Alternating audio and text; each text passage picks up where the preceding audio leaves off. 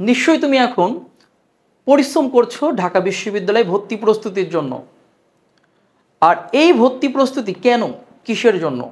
নানা পরিকল্পনা, নানা ধরনের চিন্তা তোমার মাথায় আছে। তুমি নিশ্চয়ই চিন্তা করছো ঢাকা বিশ্ববিদ্যালয়ে ভর্তি হয়ে একজন মানুষের মতো মানুষ হবে, জনসংখ্যা থেকে নিজেকে উন্নতি করে মানুষের মতো মানুষে পরিণত হবে। নিশ্চয়ই তুমি পরিকল্পনা করেছো অন্যায়ের বিরুদ্ধে, অপরাধের বিরুদ্ধে প্রতিবাদ জানাবে ঢাকা বিশ্ববিদ্যালয়ের রাজু ভাস্কর্যের পাদদেশ থেকে। নিশ্চয়ই তুমি স্বপ্ন দেখছো বন্ধুদের সাথে আড্ডা দেবে টিএসসি বা কার্জন হলে। এবং তুমি স্বপ্ন দেখছো বাংলাদেশের বিখ্যাত একদিন রাজনীতিবিদ হবে, ঢাকা বিশ্ববিদ্যালয়ে তোমার স্লোগানে মুখরিত হবে।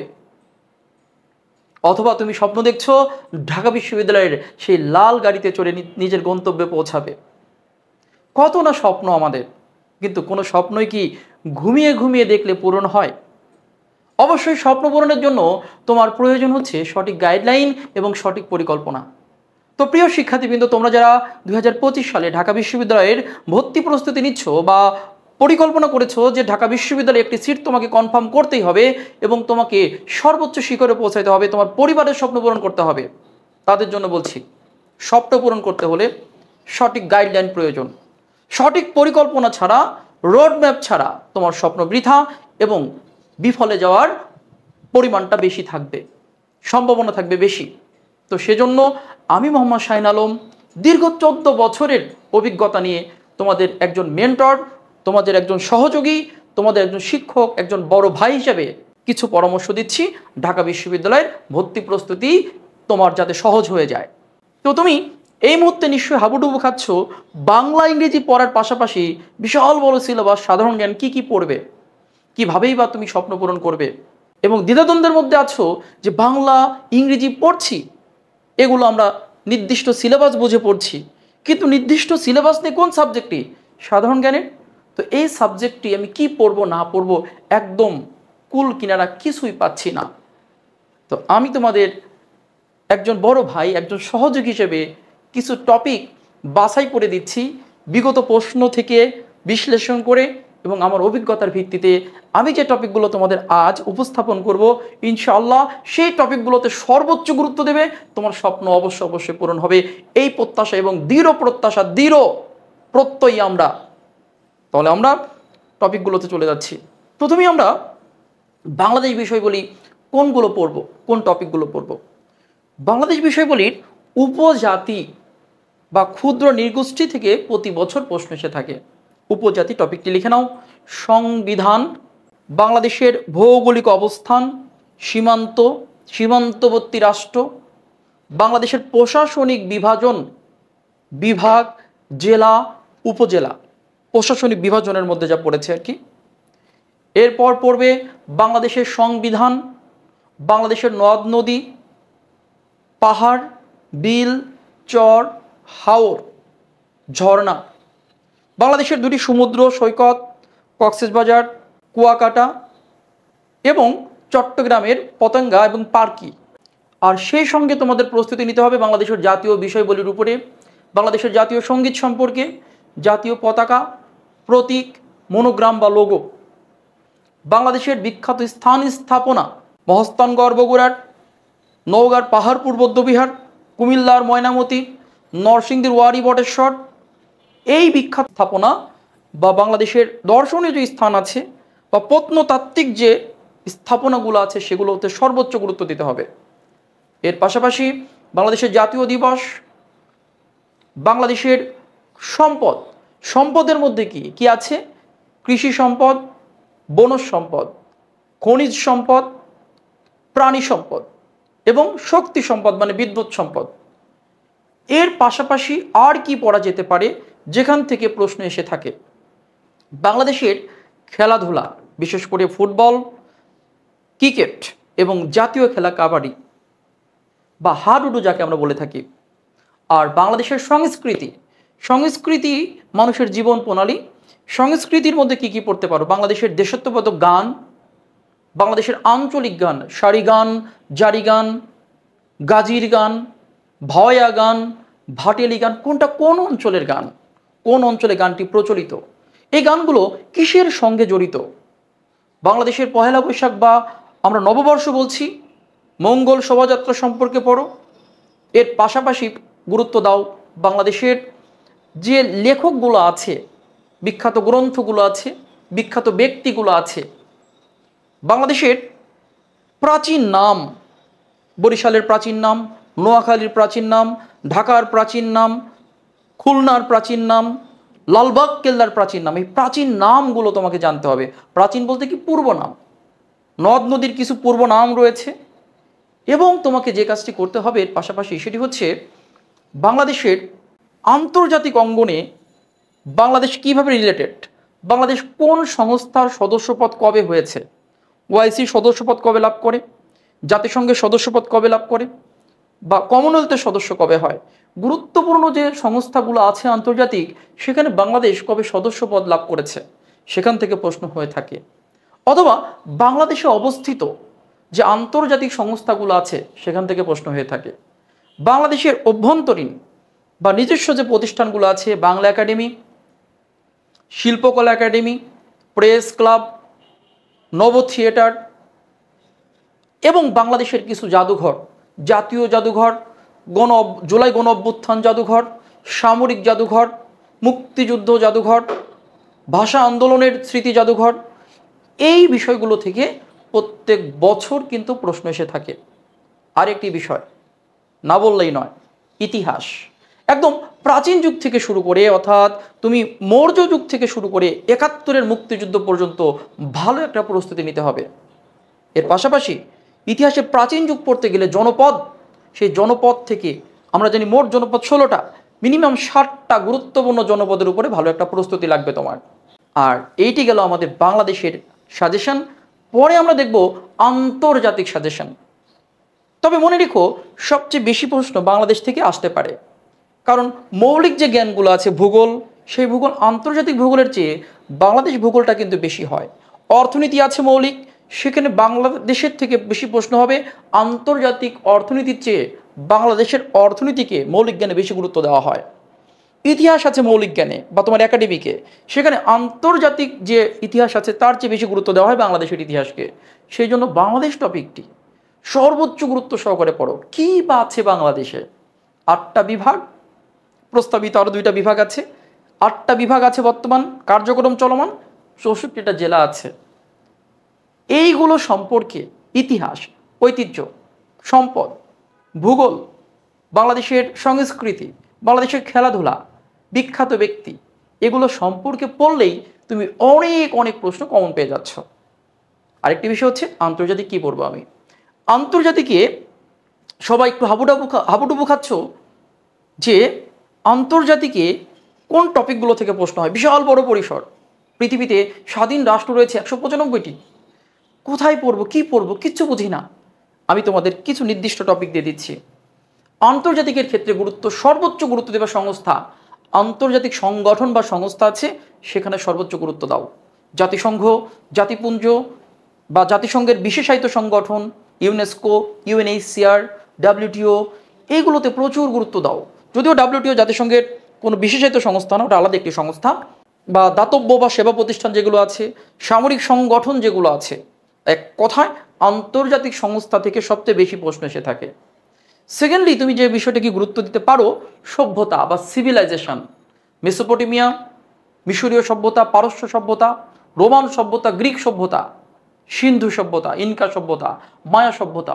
এক কথায় সভ্যতা টপিকটি একদম পুঙ্খানুপুঙ্খভাবে প্রিপারেশন নিতে থাকো। গত বছর কিন্তু সভ্যতা থেকে 3 থেকে 4টা প্রশ্ন এসেছে।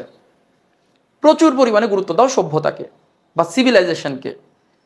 এরপরে তুমি গুরুত্ব দাও 3 নম্বরে, সেটা হচ্ছে আন্তর্জাতিক দিবস।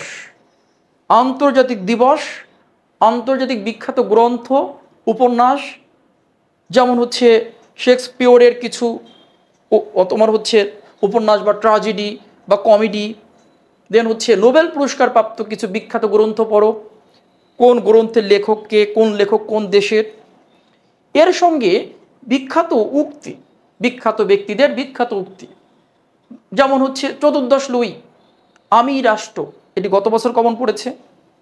যেমন কাপুরুষেরা মরার আগে বারবার মরে, আর সাহসীরা মৃত্যুর আগে একবারই মরে।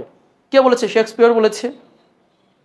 তো এইরকম বিখ্যাত ব্যক্তি, মানুষ সামাজিক জীব, কে বলেছে? অ্যারিস্টটল। নো দাই সেলফ, নিজেকে জানো, কে বলেছে? সক্রেটিস। এই বিষয়গুলো, উক্তিগুলো পড়বে ভালো করে, গ্রন্থ পড়বে, পাশাপাশি চিত্রকর্ম, কোন মোনালিসা চিত্রকর্মের স্রষ্টাকে, বা অন্যান্য চিত্রকর্ম এবং চিত্রশিল্পীর উপর গুরুত্ব দিবা। বাংলাদেশের পাশাপাশি বাংলাদেশেও কিন্তু চিত্রকর্ম আছে, সেটাও একটু লিখে রাখো। বাংলাদেশে যেমন জয়নুল আবেদিন, এস.এম. সুলতান, কামরুল হাসান, তাদের চিত্রকর্ম আমরা বাংলাদেশের মধ্যে লিখে নিব। আর আন্তর্জাতিক চিত্রকর্ম বা চিত্রশিল্পী কিন্তু আলাদা করে পড়বে। এবং সেই সাথে ভৌগোলিক কিছু বিষয় আছে, যেমন প্রণালী, দ্বীপ, উপদ্বীপ, প্রণালী, দ্বীপ, উপদ্বীপ, মরুভূমি, আগ্নেয়গিরি, এগুলোর উপরে প্রস্তুতি নিতে হবে। আরেকটি বিষয় হচ্ছে যুদ্ধ, আন্তর্জাতিক যুদ্ধ, যেমন প্রথম বিশ্বযুদ্ধ, দ্বিতীয় বিশ্বযুদ্ধ, এক কথায় যুদ্ধের টপিক, বিপ্লবের টপিক, বিপ্লব, ফরাসি বিপ্লব, রুশ বিপ্লব, তারপর হচ্ছে তোমার এই যে সম্প্রতি ঘটে গেল আরব বিপ্লব, আরব স্প্রিং বা আরব বসন্ত যাকে বলি আমরা, এই বিপ্লবগুলো পড়বে, যুদ্ধ পড়বে। আরেকটি বিষয় হচ্ছে পৃথিবীর বিখ্যাত স্থান স্থাপনা, যেমন আমেরিকার হোয়াইট হাউস, ইতালির রোমের কলোসিয়াম। এই যে বিখ্যাত যে স্থান স্থাপনাগুলো আছে, সেগুলো কোথায় আছে, কোনটা কিসের সঙ্গে জড়িত, সেই বিষয়গুলো পড়বে। এবং সাথে মহাদেশ পরিচিতি, মহাসাগর পরিচিতি, এগুলো অবশ্যই আমাদের ভালো করে নখদর্পণে রাখতে হবে। আর বিখ্যাত ব্যক্তি, কোন ব্যক্তি কি আবিষ্কার করেছে, কোন ব্যক্তি কোন তত্ত্বের প্রবক্তা, কোন বিজ্ঞান বা কোন জ্ঞানটি কোন শাখার সাথে জড়িত, সেগুলো ভালো করে পড়বে। আমাদের আন্তর্জাতিক পড়ার পাশাপাশি এবার আমরা যাচ্ছি সাম্প্রতিকে। ঢাকা বিশ্ববিদ্যালয়ে সবচেয়ে বেশি প্রশ্ন সাম্প্রতিক থেকে আসে, মনে রাখবে। তার মানে এই নয় যে প্রতি বছরে আসবে, আবার আসতেও পারে। সেজন্য আমরা সতর্ক অবস্থানে থেকে সাম্প্রতিকগুলো বলছি তোমাদের। সাম্প্রতিকের মধ্যে পড়বে হচ্ছে বিভিন্ন রিপোর্ট পড়বে, যে কোন রিপোর্টে কোন দেশ শীর্ষে এবছর 25 সালে, শান্তি সূচক বা রিপোর্ট, সুখী রাষ্ট্র, সামরিক রিপোর্ট, তারপর হচ্ছে লিঙ্গ সমতা রিপোর্ট। এই যে বিভিন্ন রিপোর্ট আছে, সেই রিপোর্ট থেকে প্রতি বছর মনে রাখবা গণমাধ্যম সূচক রিপোর্ট, মানবাধিকার রিপোর্ট, প্রতি বছর রিপোর্ট বা সূচক থেকে প্রশ্ন আসবে আসবে আসবে, রিপোর্ট থেকে একটা প্রশ্ন পেয়ে যাবে। এই রিপোর্টের পাশাপাশি পড়বে হচ্ছে আন্তর্জাতিক বিভিন্ন চুক্তি, এবছর বা সম্প্রতি যদি কোনো দুইটি রাষ্ট্রের মধ্যে গুরুত্বপূর্ণ চুক্তি হয়ে থাকে এবং সেই চুক্তির মাধ্যমে যদি কোনো কিছু নিষ্পত্তি হয়, কোনো যুদ্ধ বিগ্রহ নিষ্পত্তি হচ্ছে বা দুটি রাষ্ট্রের মধ্যে কোনো অস্ত্র চুক্তি হচ্ছে, সেই চুক্তি কিন্তু পরীক্ষা এসে থাকে। এরপর সংস্থার সদস্য আপডেট, বর্তমান কোন সংস্থার সদস্য কতটি, যেমন ন্যাটোর সদস্য কয়টি, 32টি। সংস্থার সদস্য আপডেট, সংস্থাগুলোর বর্তমান প্রধান, তাহলে সদস্য সংস্থার বর্তমান প্রধানগুলো, এবং গুরুত্বপূর্ণ কিছু সংস্থার 25 সালের সম্মেলন, যেমন দেখো G7-এর সম্মেলন কোথায় হলো এবার, OIC-র সম্মেলন কোথায় হলো, ন্যামের সম্মেলন কোথায় হলো, আরব লীগের সম্মেলন কোথায় হলো। এই সম্মেলনগুলো কিন্তু খুবই, বা আমরা যাকে বলি হচ্ছে কপ সম্মেলন, সবচেয়ে বেশি কপ সম্মেলন থেকে এসে থাকে কপ, COP, COP, conference of parties, এবছর কোথায় হলো, সামনের বছর কোথায় হবে।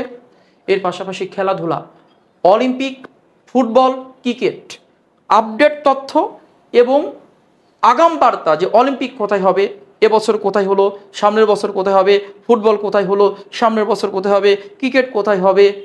ক্রিকেটের অনেকগুলো সেক্টর আছে, T20, ওয়ানডে বা টেস্ট, বিভিন্ন ফরম্যাট কোথায় হবে, কোন দেশ আয়োজন করবে, সেখান থেকে, যাকে আমরা বলছি আগাম বার্তা থেকে প্রশ্ন এসে থাকে। আর আন্তর্জাতিকের এই টপিকগুলোর পাশাপাশি তুমি প্রযুক্তি, বিশেষ করে ইন্টারনেট এবং প্রযুক্তি, যদি কোনো দেশ কোনো কিছু আবিষ্কার করে, স্যাটেলাইট বা প্রযুক্তিগত ইন্টারনেট, 5G বা 4G, কোন দেশ আবিষ্কার করেছে, কি করেছে, এই আবিষ্কার থেকে প্রশ্ন এসে থাকে। তো প্রিয় শিক্ষার্থীবৃন্দ, আর সাম্প্রতিক আরেকটা বিষয়, যুদ্ধ লেগে আছে। তোমরা অবশ্যই আমার কথা মনোযোগ সহকারে শুনছো।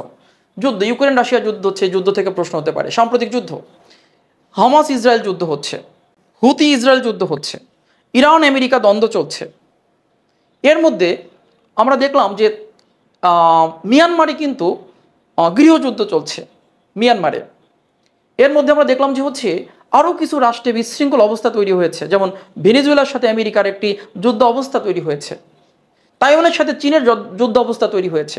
এই যে যুদ্ধ বিগ্রহ, সাম্প্রতিক যুদ্ধ বা সাম্প্রতিক যে সংকটগুলো আছে, সেই সংকট বা যুদ্ধগুলো থেকে প্রশ্ন এসে থাকে। এদিকে চোখ রাখবে, যে বিষয়গুলো আমি তোমাদের বললাম।